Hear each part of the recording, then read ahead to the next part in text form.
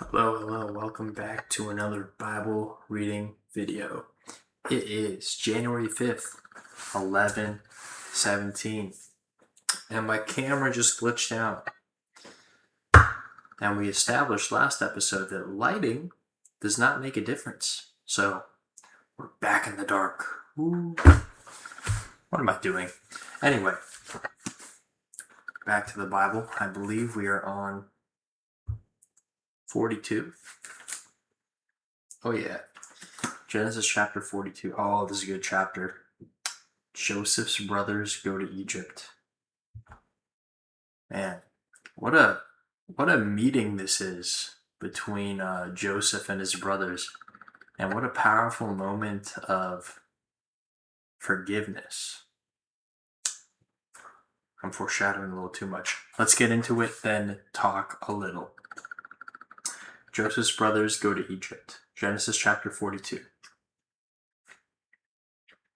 When Jacob learned that there was grain in Egypt, he said to his sons, "Why do you keep looking at each other?" He continued, "I have heard that there is grain in Egypt. Go down there and buy some for us, so that we may live and not die." Then 10 of Joseph's brothers went down to buy grain from Egypt. But Jacob did not send Benjamin, Joseph's brother, with the others, because he was afraid that harm might come to him. So Israel's sons were among those who went to buy grain, and there was a famine in the land of Canaan also. Now Joseph was the governor of the land, the person who sold grain to all its people. So when Joseph's brothers arrived, they bowed down to him with their faces to the ground. As soon as Joseph saw his brothers, he recognized them, but he pretended to be a stranger and spoke harshly to them. "Where do you come from?" he said. "From the land of Canaan," they replied, "to buy food." Although Joseph recognized his brothers, they did not recognize him. Then he remembered his dreams about them and said to them, "You are spies. You have come to see where our land is unprotected." "No, my lord," they answered. "Your servants have come to buy food. We are all the sons of one man. Your servants are honest men, not spies." "No," he said to them, "you have come to see where our land is unprotected." But they replied, "Your servants were 12 brothers, the sons of one man, who lives in the land of Canaan. The youngest is now with our father, and one is no more." Joseph said to them, "It is just as I told you. You are spies. This is how you will be tested. As surely as Pharaoh lives, you will not leave this place unless your youngest brother comes here. Send one of your number to get your brother. The rest of you will be kept in prison, so that your words may be tested to see if you are telling the truth. If you are not, then as surely as Pharaoh lives, you are spies." And he put them all in custody for 3 days. On the 3rd day, Joseph said to them, "Do this and you will live, for I fear God. If you are an honest man, let one of your brothers stay here in prison, while the rest of you go and take grain back for your starving households. But you must bring your youngest brother to me, so that your words may be verified, and that you may not die."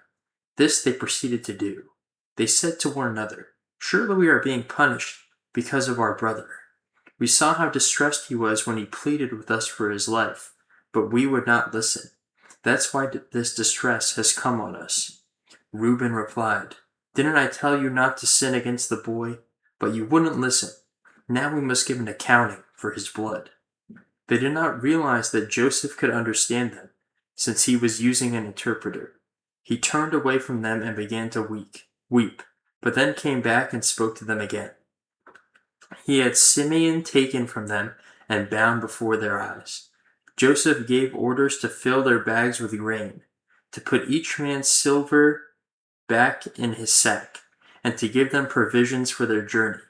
After this was done for them, they loaded their grain on their donkeys and left. At the place where they stopped for the night, one of them opened his sack to get feed for his donkey, and he saw his silver in the mouth of his sack. "My silver has been returned," he said to his brothers. "Here it is in my sack." Their hearts sank, and they turned to each other trembling. and said, "What is this that God has done to us?"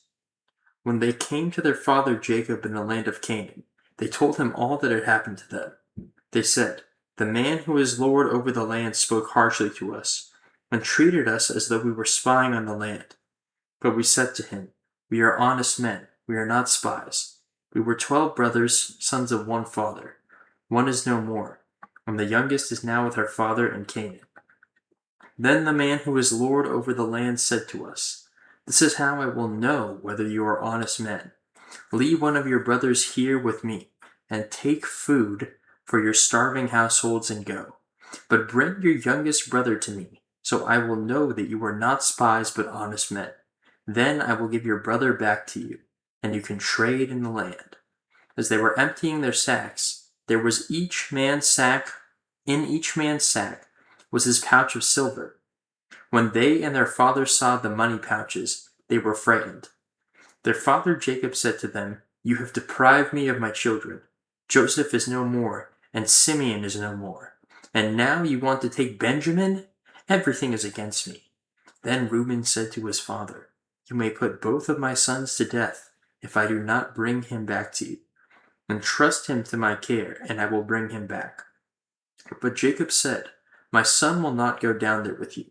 His brother is dead, and he is only one left. If harm comes to him on the journey you are taking, you will bring my gray head down to the grave in sorrow.'"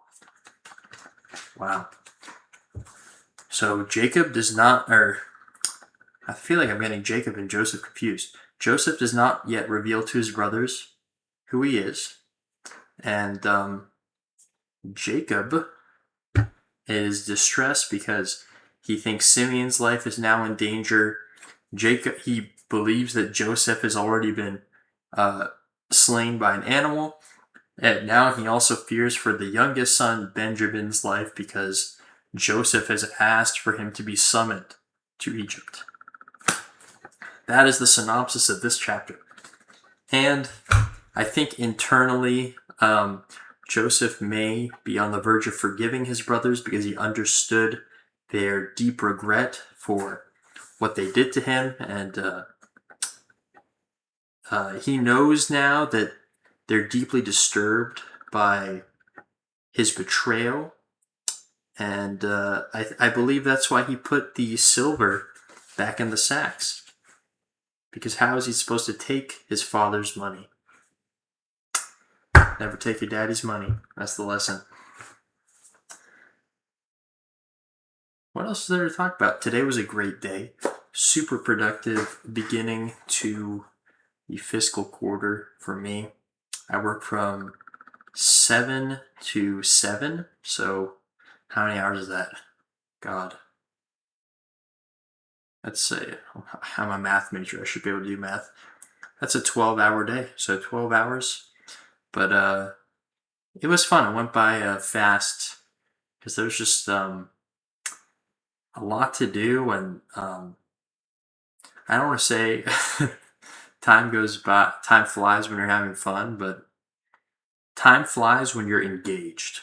I'll say that. I was very engaged today, so it was really nice. It's still raining, so I cannot go outside and film anything. Unfortunately, there are some crazy weather events happening in California. What am I saying? Weather events. There's crazy weather in California. It's not a whole event. Anyway, I'm rambling on. I went to the gym. I saw a rainbow the other day, which is, as we read about, a reminder of God's covenant that he will never flood the earth again. It was absolutely beautiful. After I left the gym, I was driving home and I saw it, and it was so bright and vivid, and it was coming down right over a hill, and it was just awesome. I've also seen a double rainbow once. That was cool. I was looking for that third one, scouting, because of course that's what you gotta do if you see two rainbows, but alas, the third rainbow did not appear. Okay, it's almost about 10 minutes. If it's daytime, I hope you have a blessed day.